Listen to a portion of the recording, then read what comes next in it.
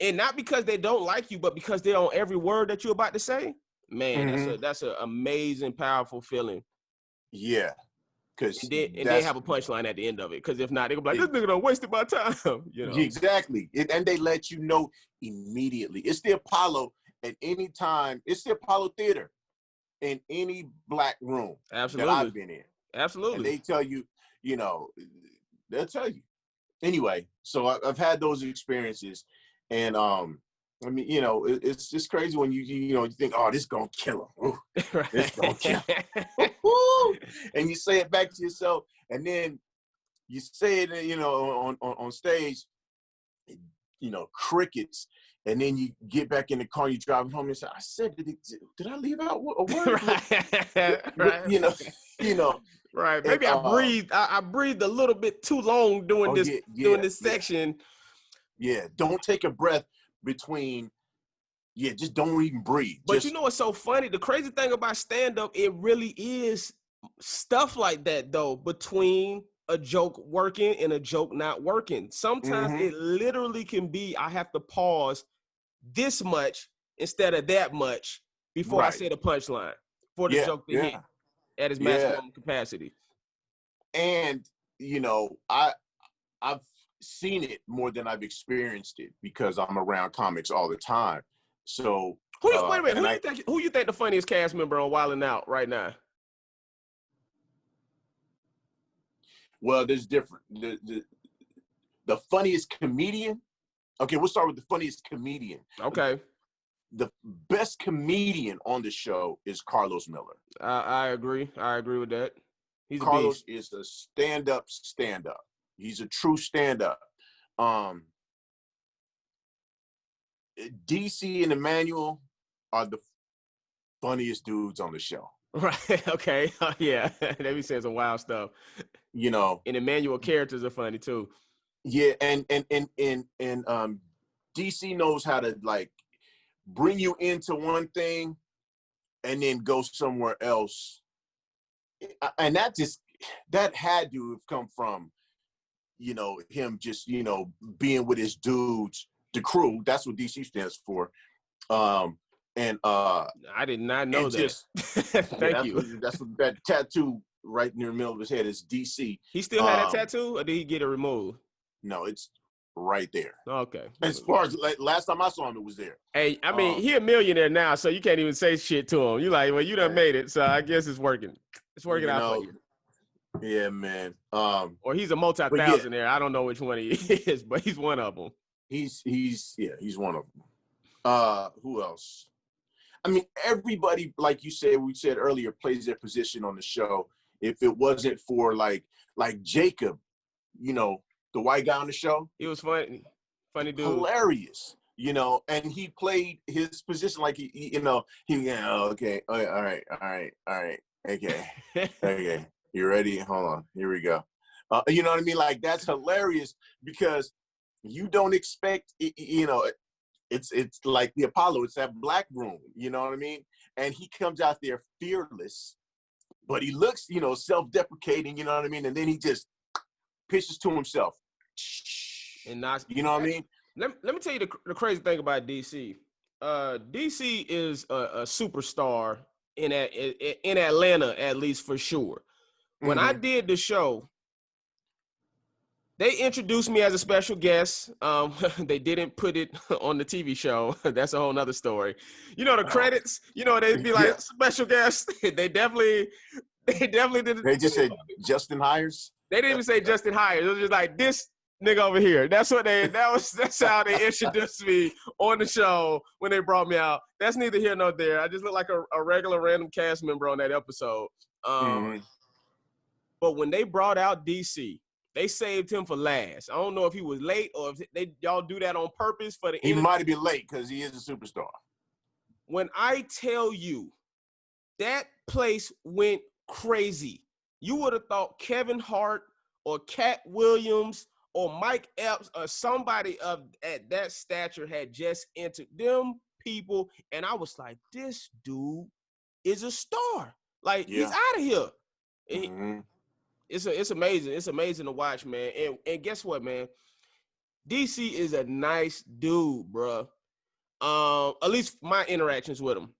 You've had way more interactions, but my interactions, he has been, every time I met him, he's been a super cool dude, super nice dude. Conversations weren't long or nothing, but he's always been like, "Oh, what's up, man? How you doing, man? Good seeing you." You know, and it was always love. You know. Mm-hmm. So, You ever met a street dude that's a street dude that you know how that street element is, but is the nicest guy in the world, right. and humble, and just understands that he's a street dude, but like, this other thing, I need to do this over here. That's DC. Got you. DC is a street dude. But he has honed his skills and done the right thing with his life, because like, you have you ever been to one of our shows, like the live shows? I haven't yet. Tour? Nah, not yet.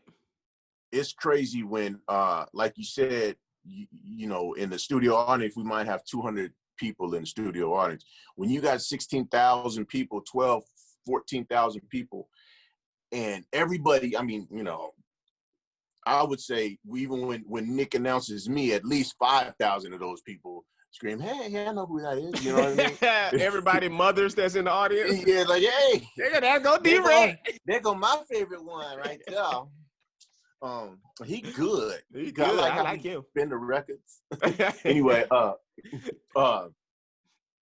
yeah, when Nick says DC Young Fly, man, goes crazy. It's like like you said, it's like Kevin Hart just walked out on stage, and then DC is such a nut. He comes out and just and does his thing, and then after the show, we hopping in the vans going back to the hotel, and DC is just DC again. He's just John, Right. But it's from what I know. He has not changed one bit from the day that he came to his first workout with Wildin' Out to right now. Well, the real ones don't change. That's how right. You know a real one. It's only the fake ones that you be like, "Oh, okay, I'm seeing you starting to switch up." Right. Right. But yeah, so I'm not surprised by that at all. Shout out to DC. Hey, do Nick ever tell you what cast members he's not bringing back before they find out? Like, like, do he tell? Like, he let you know, like, inside information? Yep. But I know a lot of times I'd be like, "Yeah, we can't bring so and so back," and then he'll be like, "Yeah." And do it be because of they're not funny, or do it be because some behind the scenes stuff? Hey, there go me and you when I did Wildin' Out. There it is.